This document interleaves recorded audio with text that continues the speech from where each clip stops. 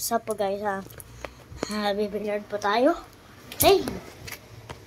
Ito cancel. Ito po, saan ko po ito ilagay?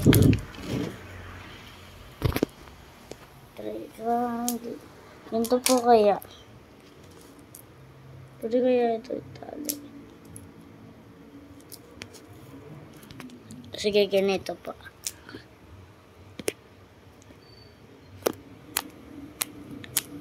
Guys. Ganito na lang po, no? Hindi ko po kaya. Huwag na lang po, guys.